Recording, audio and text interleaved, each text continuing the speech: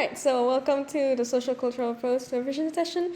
As usual, we're going to talk about the contents of the core approach and then talk about the HL section later. And first, we're going to cover about social identity theory, social groups, social cognitive theory, and stereotypes, formation, and or its effect. So, social identity theory is a theory proposed by Tashwell and Turner in 1979. It assumes that individual tends to improve their self-image, like how they perceive themselves, by enhancing their self-esteem through their personal identity and or social identity. So this theory distinguishes between two identities in individuals, personal and social.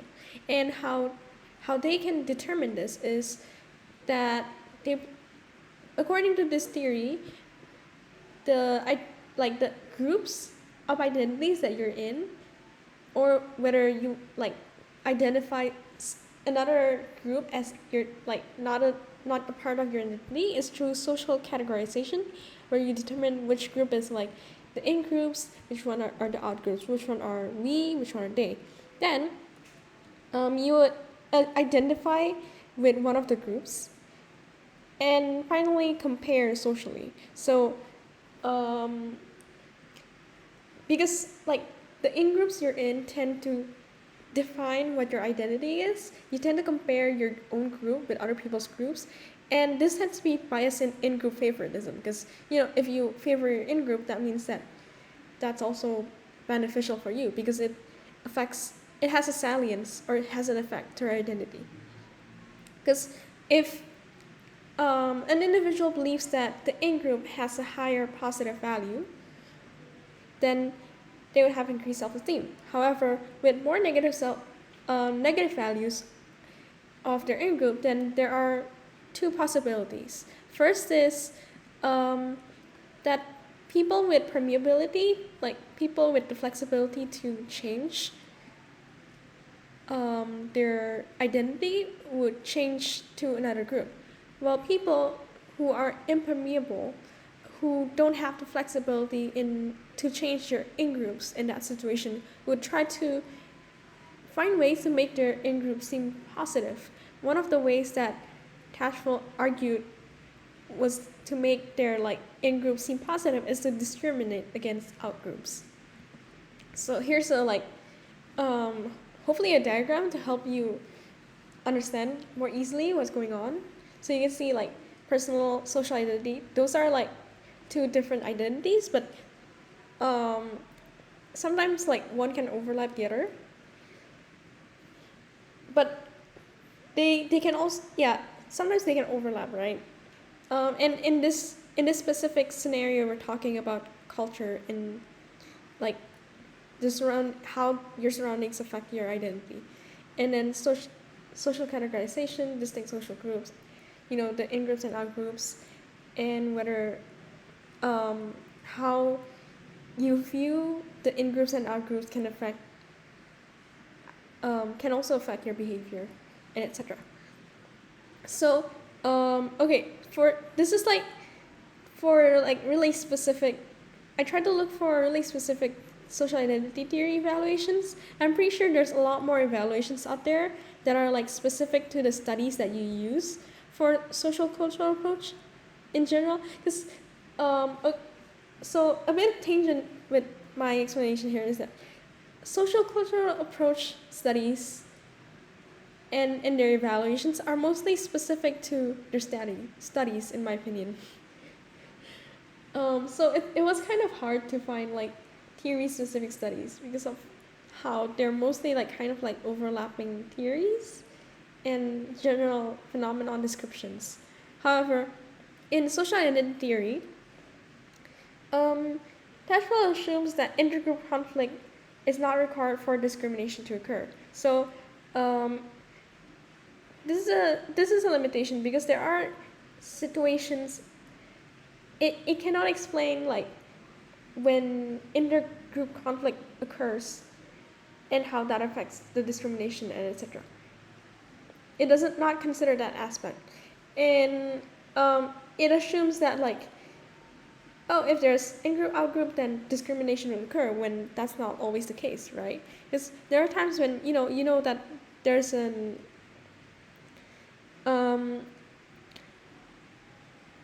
there's an outgroup and there might be negative stereotypes to the outgroup, but doesn't mean that they're going to actively discriminate against them. Social identity theory also describes but does not accurately predict the human behavior. Because, like with the personal identity, with the social identity, they don't really explain why, how those two identities interact and how that affects our human behavior. And that's important because human behavior isn't just about like, human behavior is not like something you can just describe. Oh, so this happens and then that happens. Like in this case, it's like they give different scenarios, but they don't explain when that can happen. Furthermore, it also fails to take account of other environmental situations like cultural expectations, difference in cultures, rewards, social constraint, poverty, socioeconomic condition, and etc. etc. So next we have social cognitive theory. This was proposed by Bandura in 1986. This is an extension of social learning theory. And basically the gist of this is that the theory is trying to describe how people learn a new behavior, and that is by watching and imitating the behavior. They also put in several factors that are involved in social learning in cognitive level, which is attention, retention, potential, and motivation. So attention is whether the person is desirable enough or has enough authority to attract the attention for people to want to replicate. Next, we have retention, which is how well people remember the observed behavior. So if someone remembers the behavior well enough, they would be able to know how to produce the behavior. Otherwise, they don't know how to do it. Next, there's potential, which is that people or individuals need to have enough self-esteem or enough confidence to want to do the behavior. Otherwise, they won't execute the behavior. And another factor is motivation, whether there's a impact out of doing the behavior. So this can be direct or indirect. It can be from internal or external effects. Direct motivations are from internal selves, like yourself, you want to replicate the behavior, maybe because you're curious. But there's also indirect motivations that are affected from external, what you see from the environment. So, for example, one would be vicarious reinforcement, where other people see people getting rewarded for doing the behavior, so they also do the same behavior. So, for instance, let's just say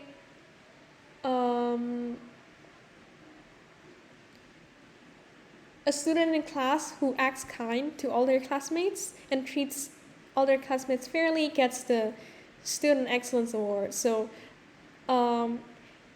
if another student sees that, they would be like, oh, so if I want that award, that means I have to follow the same behavior. So that would motivate them to do similar things, to also act kind to their other classmates. However, the theory, in some cases, they don't explain how children can sometimes form behavior even without the presence of a role model. Like, for example, when a baby learns to walk, they don't imitate other people. They just, they have like the support of parents' encouragement to do the behavior, but they don't like observe other babies walk and then they walk. That doesn't work. They actually need like the physical support. And I don't think parents would actually like demonstrate to them how they should walk. That it just doesn't work that way. Furthermore, it's also kind of reductionist in a way because behavior is complex. Like, it's not just about it's not just about these factors, because there's also other factors in play, like biological tendencies of aggression, or our cognitive state.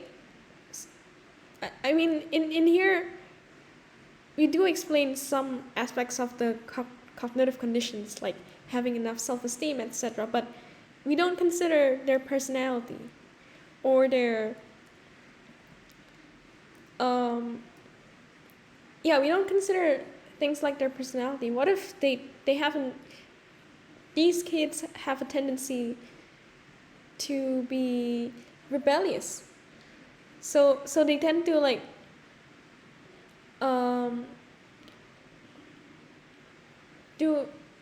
they tend to demonstrate behaviors that are considered as not very welcoming, or behaviors that are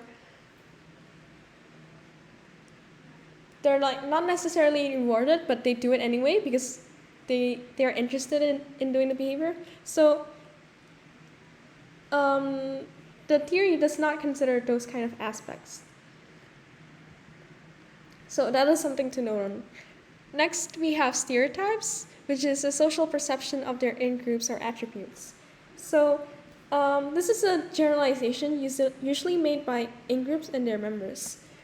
According to Tatchell, it's a natural process of social categorization. And there are different theories proposed for the formation of stereotypes and how stereotypes affect behavior. There's actually a whole lot of other theories out there other than the one I put in there, the grain of truth hypothesis and illusory correlation, but those are the ones that I found in the Oxford textbooks, so I took those two only. So if you have like other theories of stereotype formations, I'm pretty sure it should be okay to use. So the grain of truth hypothesis talks about how stereotypes start from a small grain of truth, or this is like what happens when personal experience gets generalized to others. So usually these begins from one person who experienced how another person from the outgroup behaves. And from there, they thought that if they experience something that's like negative, let's just say, because usually negative stereotypes are a lot more common, right? If they experience something negative, then if they observe more members in the same outgroup doing that, then from that small grain of truth, it would expand into a stereotype that generalizes throughout the other outgroup members, even though maybe at the time it might happen to be that small section of experience is actually just only for some people, not everyone. Then there's also illusory correlation, where people see two variables as being related when they're not. So in this study by Hamilton and Gifford, they found that two distinct events, like let's just say a negative experience is something very distinct, right? And having a minority group, like encountering a minority group, something that is also distinct by themselves, can be perceived as two negative distinct things, and causes people to create a correlation between them despite not having factual correlation between the two. And this can form stereotypes too. Next we have effects of stereotype. So there are a lot of different effects stereotypes can cause, and usually I think most people tend to talk about the negative aspects of stereotype, their negative impact on people. And in here you can see like most of them are talking about negative impacts of stereotype. First is the fulfilling prophecy, where people unconsciously change their behavior to fulfill that particular stereotype, because in this case it's like when they listen to people talk about how they behave. So they might feel like, oh yeah, maybe I am like that. Or they might not necessarily like consciously echo that, but their behavior would echo what other people say.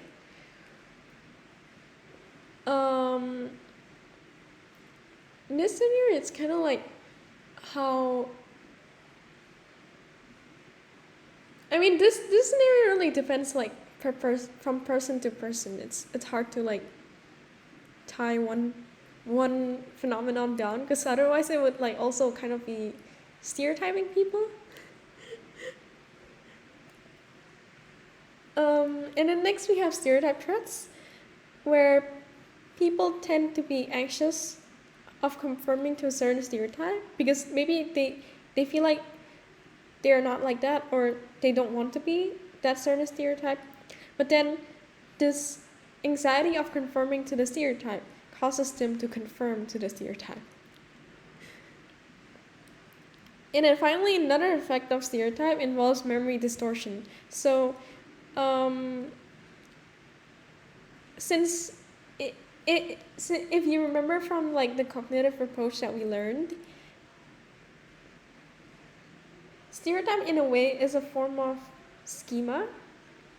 It can also be formed through schema, because schema comes from prior knowledge, right? And if we perceive someone behaving in a certain way, and we continuously encounter that experience, then our schema filter of lens who's like already experienced that first experience would be like, oh, then maybe this is this experience is associated with that group. So it can distort what we know about that particular group, even though it might not be necessarily true. Okay, so I don't really have an evaluation point for that stereotype, because there's a lot of different theories that you can approach from, a lot of different angles that you can take, and also it depends on the studies that you're using. So yeah, okay, so I'm gonna check if there's any questions.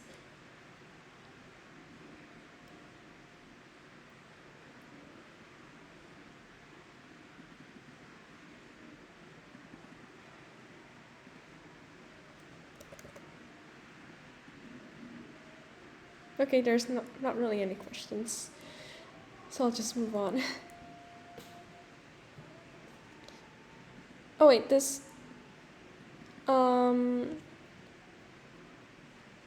should I talk about social groups? Like, social groups are really just about in-groups and out-groups. In case if you guys are confused about what this is. Like, if the question asks you in SEQ to talk about social groups, then you can discuss about in-groups and out-groups, and that how in-groups and out-groups affect behavior. So that's like essentially really talking about social identity theory, but you just need to know where to focus your discussion on.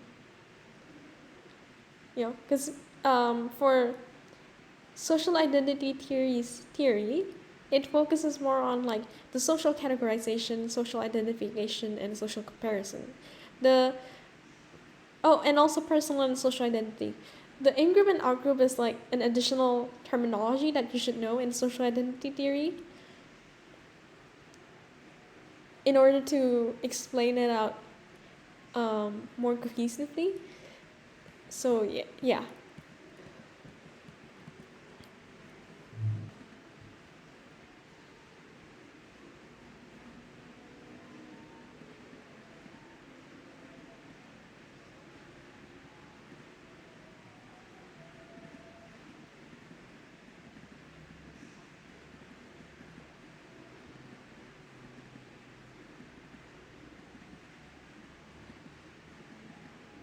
Personal identity can be shaped by social identity.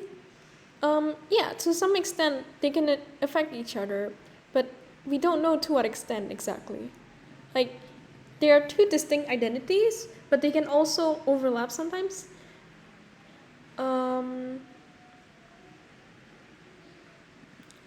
like,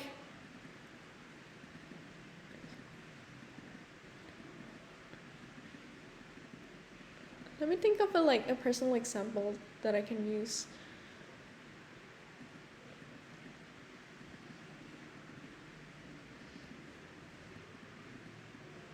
Okay, let's just say that one of the personal identities that I hold a lot throughout my IB years is being an IB student. That is like one of the significant personal identities that I would consider as like that I would identify. And since I'm like somewhat involved in this IBO Discord server, to some extent, I would encounter like several different types of groups, I guess, like because there are different people that you can encounter online, right? And from the encounter of these different groups, I found my group of friends, and some of these group of friends have a really kind, loving, and wholesome identity. So I guess to some extent, I want to embrace that identity, like personally as a person, so it can affect my personal identity, if that makes sense.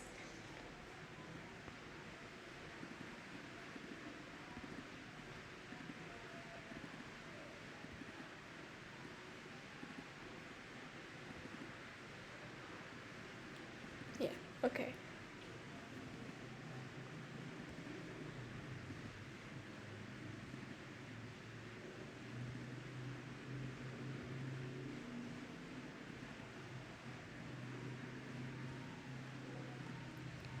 Okay, next we're gonna talk about cultural origins of behavior and cognition then.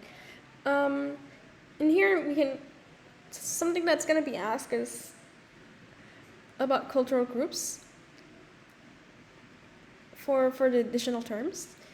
We're gonna go more into that later. So here is I'm going to explain some concepts that is not really going to get tested for some of them, but they're going to aid in understanding with about culture, behavior, cognition, etc. So norms is a way of thinking or behavior that is appropriate and proper within the society, something that most members of the society adhere to. While culture is a large group of people with similarly shared values. Behaviors and attitudes by different norms and conventions are usually passed down in generations. But in this culture, there are a lot of different things that we can see. One of the two main things that we can distinguish is between the surface and deep culture. And the surface culture constitutes behaviors or observable actions that we can see, while the deep culture is usually associated with people's attitudes, people's verbal and nonverbal communication, their values, beliefs, etc. So in a more abstract level. And norms, cultural norms is considered as deep culture. So here's an example of a visual demonstration of how it's like. So you can see for surface culture, it's the things that you can usually observe when you think about the culture, or the common generic things that you can visualize, like their language, their traditional clothing, their art, their food, etc. Deep culture, on the other hand, is something that can't necessarily be observed directly. So this involves cultures that is understood better by members instead of by people from the outside. Usually what people tend to see from the outside, if they don't understand the other culture well, would involve surface culture. So stereotypes how people behave that can be considered as surface culture. Then there's also deep culture. Deep culture is the ones that you have to actually get into the culture, or at least get immersed in the culture in some way. Or you have to like make an in-depth discussion about the culture and understand the culture in order to get into it. However, for like, usually it's the things that the members instinctively already have. So cultural norms is like very deep into the tip of the iceberg. There are standards, expectations, and rules that guides people's behavior. And it shapes their cultural groups. That's something that's important, is that they shape cultural groups. And these are usually, most of the time, they're learned behavior. And usually it's like associated to enculturation in some way. One of the common behaviors that you can observe in different cultures would involve conformity. So usually the thing with like this prompt is that it's very vague and broad. So you can go like, you can discuss about a lot of different things.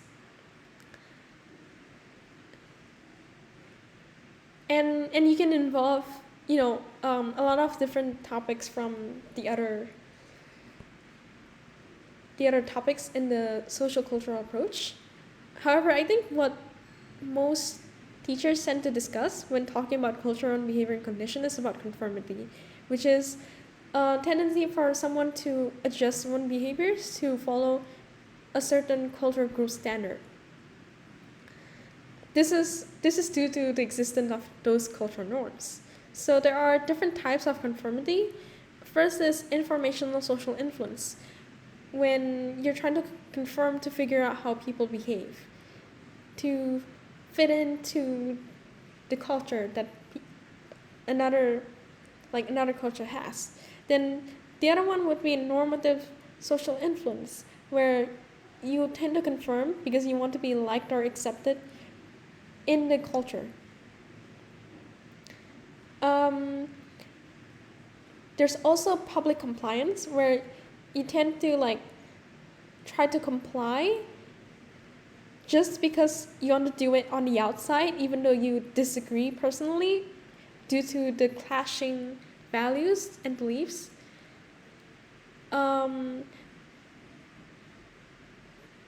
Sometimes like the effect of normative social influence can affect this and determine like can encourage someone to do public compliance. In conformity, there's a tendency where collectivist societies tend to conform, while individualistic societies tend to conform less due to the nature of these societies. So since like in the next section we're talking about cultural dimensions, this can like sort of really overlap with the two theories, and basically you can pick like one study or two studies that talks about conformity and collectivist versus individualist societies, and discuss similar topics, but make sure that you're focusing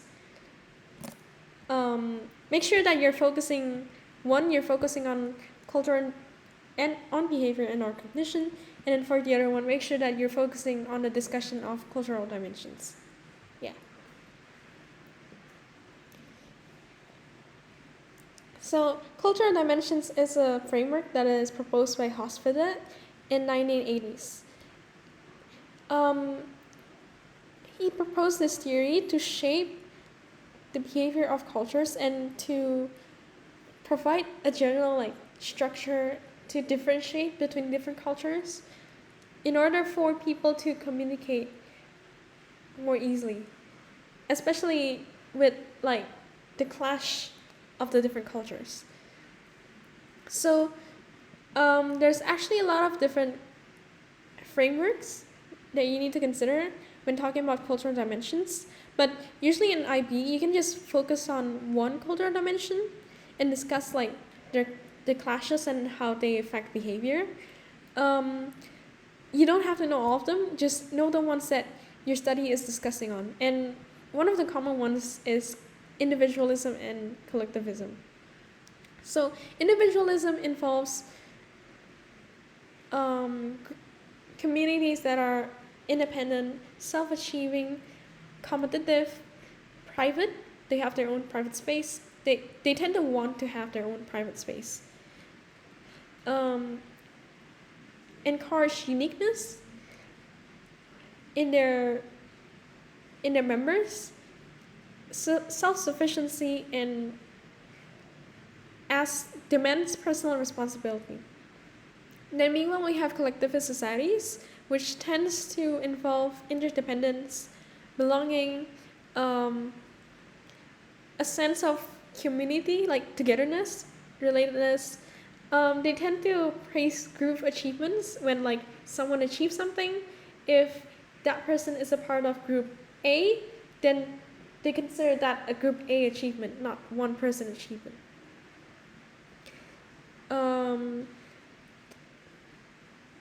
Tend to be more selfless in helping one another, like in their community, instead of prioritizing themselves first before helping others.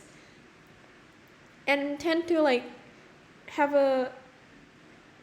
share their responsibilities instead of like, you have to do this, you have to do that, you know. Because like when they share their responsibility, they think of it as like, if you don't do this, then your external members would be affected negatively. Instead of for individualism, they tend to think of it like, you have to do this because it will affect yourself. So they tend to have like different ways of thinking and approaching things. Oh yeah, I didn't put like the suggested studies that you can use here, but there's definitely some that you can use. And one of the studies you can use is Berry and Katz, 1962. It talks about conformity and individualism and collectivism. I'm pretty sure there's like a lot more studies that you can use out there,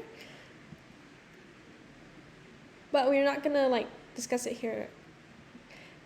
So, does anyone have any questions before we move on to cultural influence on individual attitudes, identity, and behaviors?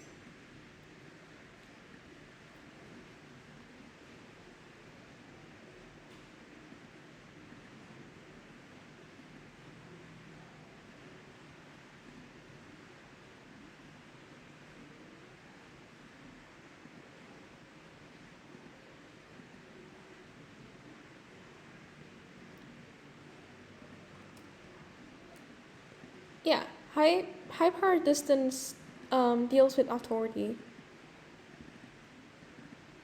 Like,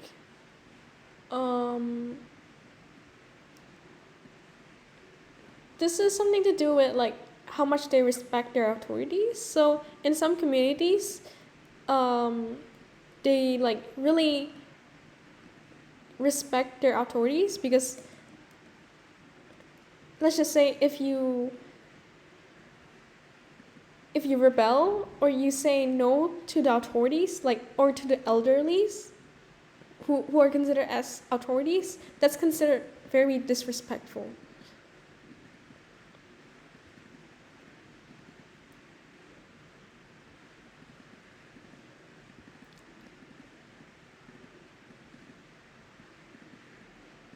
Yeah, the Berry and Cat study was the one involving the Inuit tribes. It's the Inuit one.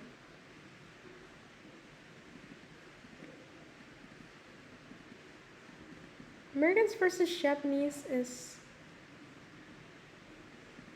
I think that was, I don't know if that's like conformity or if if it's another one, but I remember that something involving Japanese and Americans is the Ogihara and Uchida one. But there's a lot of different studies with like conformity and but that was not a conformity study, was it? I don't think it was a conformity study.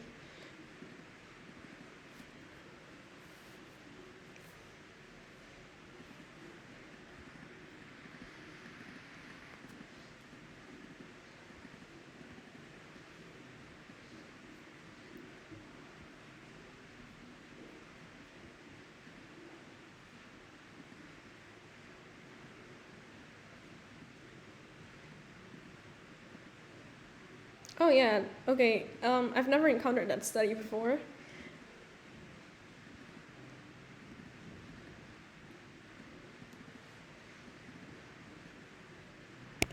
There's just way too much different studies. Alright, so if no one has any more questions, then I'm gonna move on. Oh, there's still someone writing, so I'll just wait.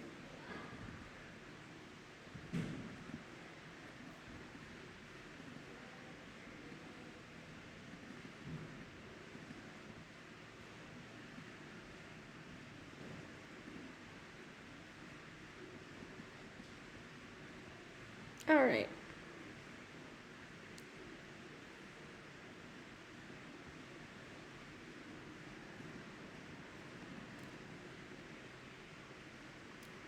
Okay, yeah, next we're gonna talk about enculturation, norms, acculturation, and assimilation. Um, enculturation, so now you see like enculturation and norms is associated with the theory about culture in general. No, it's not a theory, sorry. The concepts about norms and culture in general, because enculturation, if we go into enculturation, it talks about the process of adopting or internalizing schemas of your culture. So this is also known as socialization, and it takes place more or less unconsciously. And there are different approaches to enculturation. From the one that I learned, and from like the psychology Oxford textbook, there's three. There's direct tuition, there's observational learning, and there's participatory learning. And if they ask about norms in sociocultural approach, then you're going to have to talk about how norms affect behavior. So that would be associated with how you have to learn these norms, and that would tie back to enculturation. It's really just an extension of like the main topics, the main contents. All right, so there are different approaches to cultural perspectives. The first is universalist versus relativist. So universalist is if the perspective affects all cultures. Relativist is if the effect of like the culture and cognition affects only specific cultures. And there's the emic and ethic perspectives. Emic is insider from the social group, ethic is from outsider.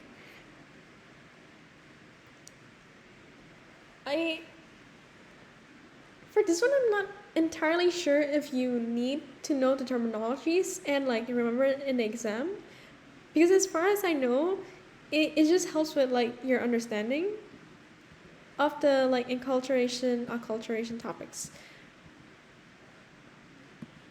But so far, I had no problems with like not using the terms. Yeah, so similar to most other concepts in sociocultural approach, there's different different approaches that you can talk about when you're talking about enculturation. You can talk about studies that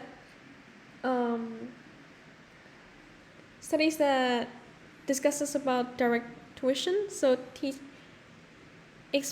learning culture directly from parents teaching.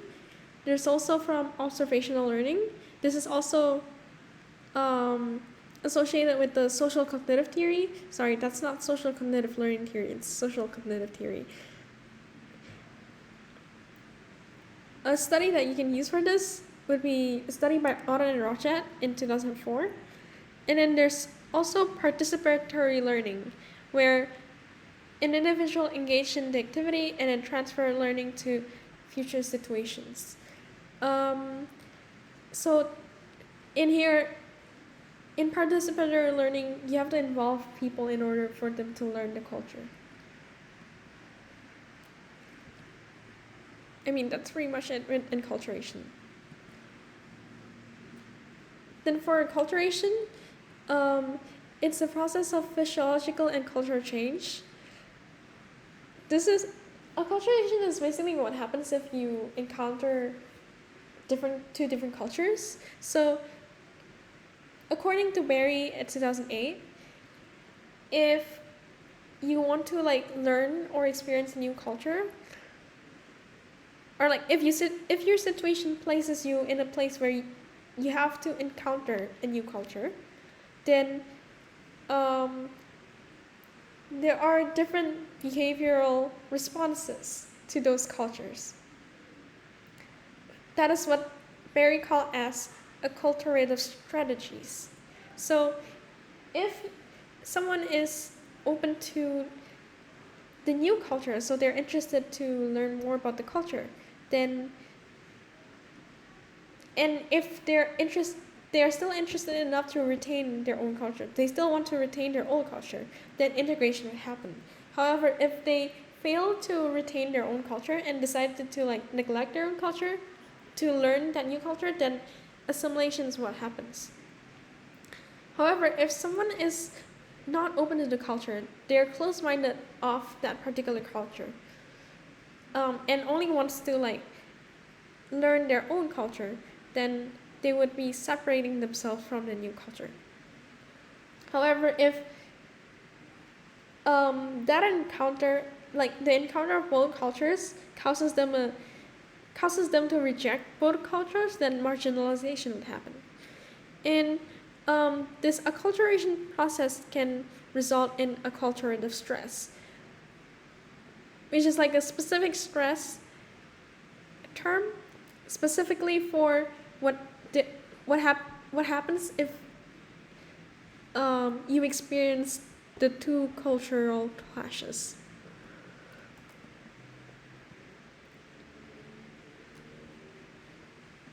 Okay, for SL, that's kind of pretty much it for the concepts.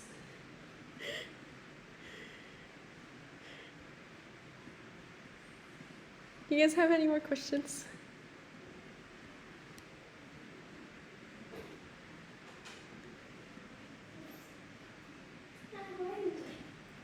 Huh?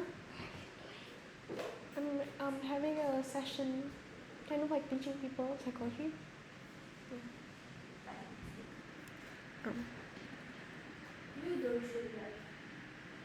No. Okay. Alright, so if no one has any more questions, then I might go into the HL section.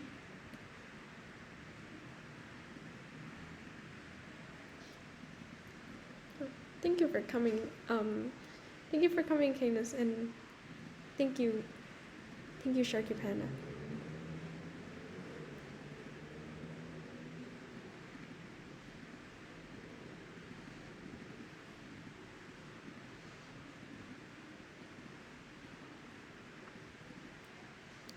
Alright, thank you for coming, Kaidia. I'm so sorry for butchering your nickname.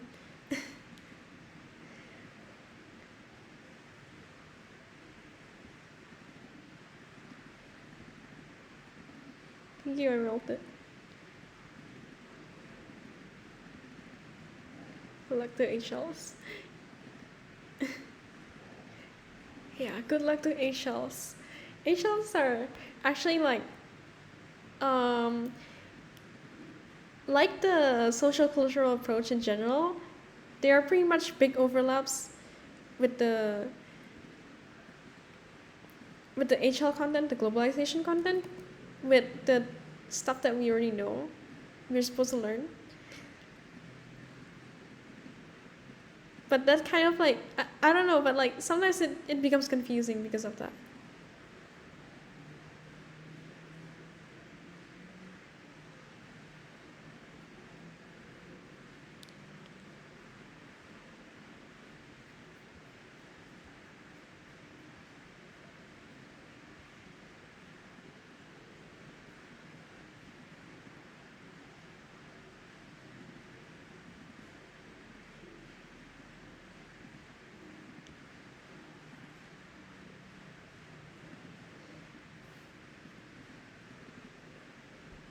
Okay, if there's no questions, then I'll just proceed swiftly to the HL section.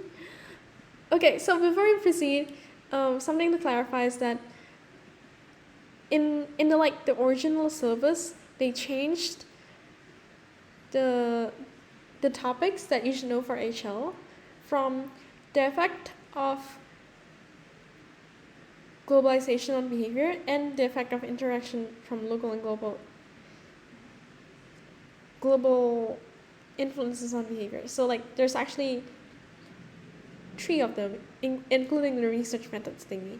However, in the newer updated May 2020 syllabus, apparently they merged both of them, and they're just asking us the effect of interaction of local and global influences on behavior. This is so. If you think about it, this is really in tangent with acculturation, which is a clash of 2 different cultures, right? This is in some way it's quite similar. So before we go into that further, we're just going to discuss about globalization.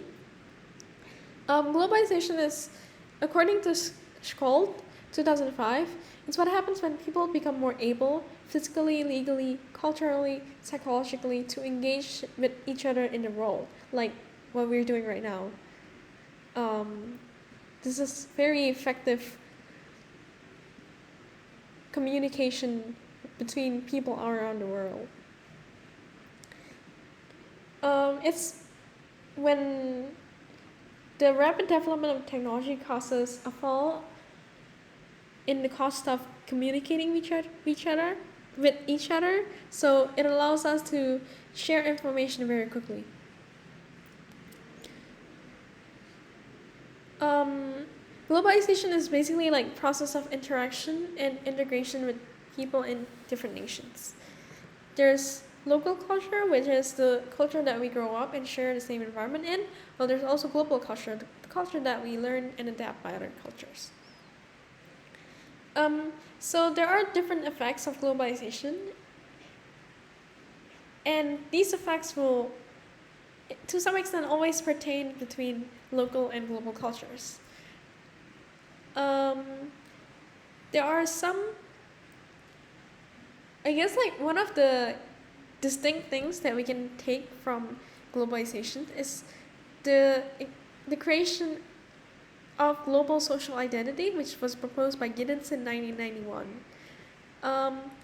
This is an identity where it's described that a global identity is being made, so there's no more others or they, there's only we and us. Everyone. However, if we're talking about specifics of this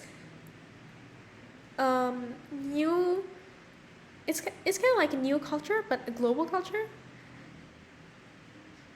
This global culture can create positive effects on people's behaviors, for example, increased participation in global networks to contribute to to contribute to the identity that they have about the global social identity. Because if we discuss it in, let's say, in social identity theory terms, we think of the global social identity as an in-group. So we're going to create a positive association between other global members, and let's just imagine if everyone in this world retains a global social identity, then they would feel like they can connect with anyone, and this would dissolve the barriers between ethnicity, cultural differences, beliefs, etc., etc. So it can be a good identity, and it can also form a good tool to determine who are the people who tend to retain this global social identity. Because people who retains this global social identity tend to be more aware of global issues, have better education, and is a woman or an elderly. And it also increases cooperation at a global level, so it can benefit everyone as a whole in the long term. However, there are also criticisms about global social identity because it causes marginalization. Because global social identity can also be considered as a identity, like a Western identity, since the ones who shape global social identity are the people from the Western countries, or the people who are usually dominant in using the technology, like in the internet in general. So that's not very good, because that means that maybe let's just say maybe in the internet, or in international companies specifically, they might encourage this global social characteristic. They will try to encourage people to excel. However, in certain collectivistic communities, they still have in their own cultural groups, they still have the tendency to be collectivist. So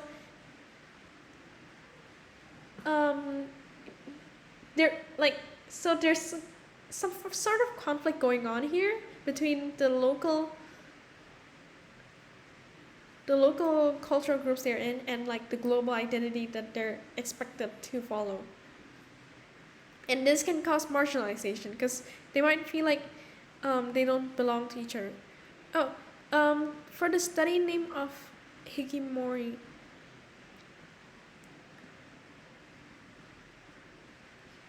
for Hikikomori,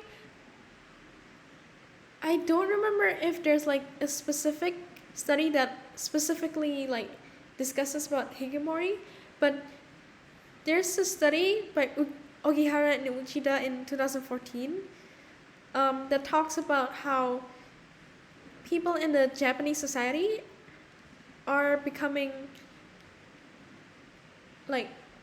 companies are like what I explained before. Companies are starting to expect Western values, or the global values, in order to encourage globalization, but that becomes that clashes with the local cultures that they have, and this clash can cause people to feel socially isolated because they feel like they're trying to chase for this global identity, but then their community does not support them or distance themselves because of the difference in the beliefs and values, and can cause them to feel like they're socially isolated.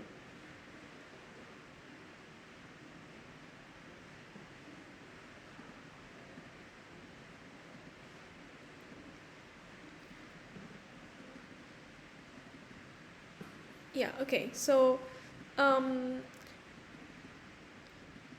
that's more in specifics with the global social identity, but you can also talk about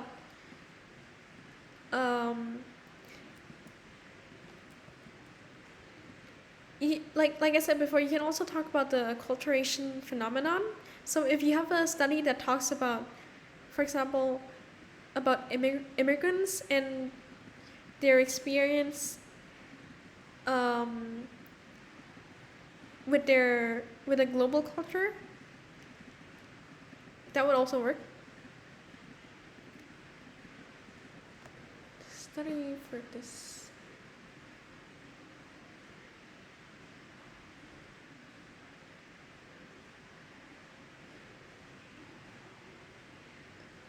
Like, oh wait, let me. If I think about it, specific studies for acculturation, if it's like the experience of an immigrant to a Western country, that won't work because that is like between two cultures. But if it's between their local culture and the global culture, then it would work. As long as it discusses about global culture.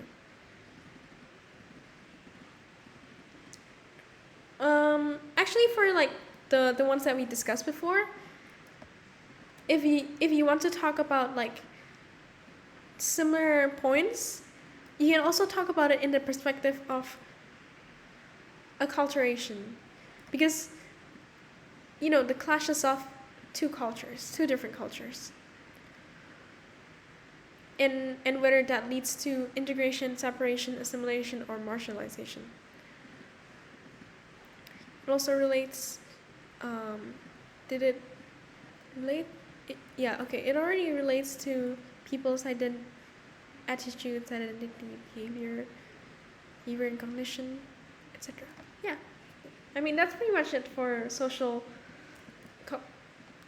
For the globalization section, because there's a lot of overlapping things going on. Think of it more like as different approaches to approach a certain situation between local and global culture. Yeah. Okay, that's pretty much it for HL. Thank you for coming to this session, and if you guys have any more questions, feel free to drop it in the Discord chat.